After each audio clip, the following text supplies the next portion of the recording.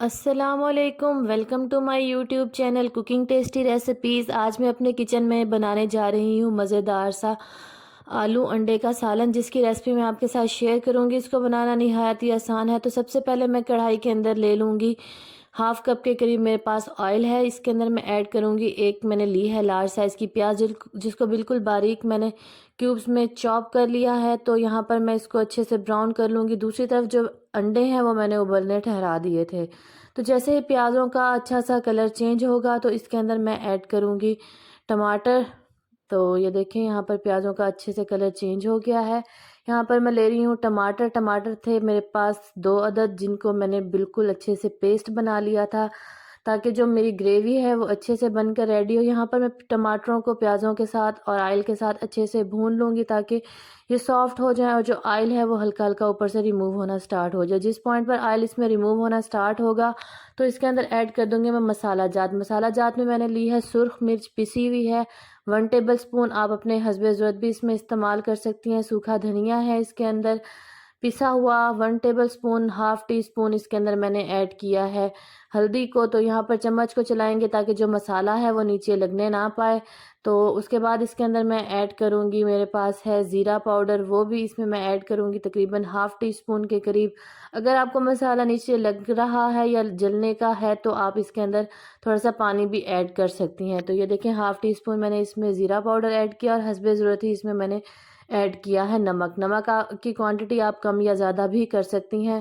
تو یہاں پر مسالے کو میں 4 سے 5 منٹ کے لیے اچھے سے بھونوں گی۔ جتنا ہی اچھا مسالہ بھنا ہوا ہوگا ہمارے کھانے کا ٹیسٹ اتنا ہی مزے کا آئے گا۔ تو یہاں پر سارا پروسیس بھنائی پر ہے۔ 4 سے 5 منٹ مزید اس کو بھون لینے کے بعد ایک بوائل کیا ہوا میں نے ایگ لیا تھا اور اس کو میں نے اچھے سے میش کر لیا تھا، وہ بھی میں اسی مسالے کے اندر ایڈ کروں گی تاکہ جب ہم کھانے لگیں تو جو انڈے کی اچھی سی خوشبو ہے وہ تمام مسالے کے اندر بھی آئے، الگ سے نہ ہو، گریوی کے ساتھ بھی ہمیں انڈے کا جو ہے ٹیسٹ وہ آئے۔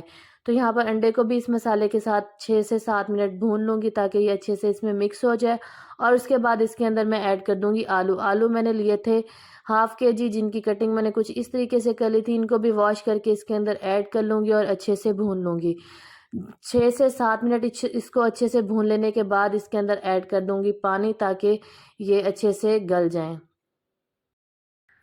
لائک کرو، شیئر کرو، کمنٹ کرو، سبسکرائب کرو، لال بٹن کو پریس کرو۔ Bye bye. تو یہ دیکھیں یہاں پر آلوؤں کو بھونتے ہوئے تقریباً مجھے ہو گئے ہیں 7 منٹ۔ یہ اچھے سے بھون چکے ہیں۔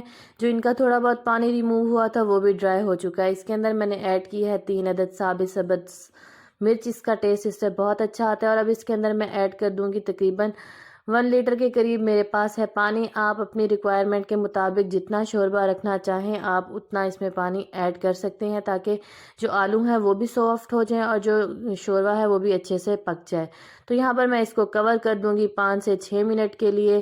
جیسے اس میں اچھا سا بوائل آنا سٹارٹ ہوگا تو پھر اس کے اندر میں ایڈ کروں گی ایگز، جو کہ میں نے لے لیے تھے، پہلے ہی بوائل کر لیے تھے۔ تقریباً 5 انڈے ہیں، ان کو میں نے سینٹر سے چاروں سائڈوں سے گہرے گہرے کٹس لگا لیے تھے، وہ بھی میں اس کے اندر ایڈ کر کے اس کو کور کر دوں گی تاکہ اس کے اندر بھی جو ہے وہ آلوؤں کا جو ٹیسٹ ہے وہ ایڈ ہو جائے۔ تو یہاں پر انڈوں کا مکس کرنے کے بعد مزید میں اس کو 5 سے 6 منٹ کے لیے کور کر لوں گی اور اپنی ریکوائرمنٹ کے مطابق جو ہے وہ میں شوربے کی کنسسٹنسی رکھ لوں گی۔ جتنا کہ مجھے ضرورت ہوگا اتنا ہی میں اس میں رکھوں گی۔ تو یہ دیکھیں یہاں پر اس کو میں نے کور کیا تھا 5 سے 10 منٹ کے لیے، اور یہاں پر لاسٹ میں اس کے اندر میں ایڈ کر رہی ہوں سوکھا گرم مسالہ پاؤڈر اور سبز دھنیا کٹا ہوا ہے میرے پاس۔ تو یہاں پر اس کو مزید کور کر دیا تھا 3 سے 4 منٹ کے لیے، اور یہاں پر میں نے کر دی ہے فلیم آف۔ میرا مزیدار سا آلو انڈے کا سالن ریڈی ہے اور اس کو میں نے کر لیا ہے ڈش آؤٹ۔ اگر آپ کو میرا یہ طریقہ اچھا لگا ہو تو میری ریسپی کو ضرور لائک کریں اور مجھے کمنٹس میں بتائیں کہ آپ کو میری ریسپی کیسی لگی۔ تو یہ دیکھیں لاسٹ میں بالکل بھی اس میں نہ پیاز آپ کو نظر آ رہا ہوگا نہ ٹماٹر، بہت ہی اچھی سی اس کی گریوی ریڈی ہوئی ہے اور بہت ہی مزیدار سا اس کا شوربہ بن گیا ہے۔ تو شوربے والے آلو انڈے آپ انجوائے کریں۔ اللہ حافظ۔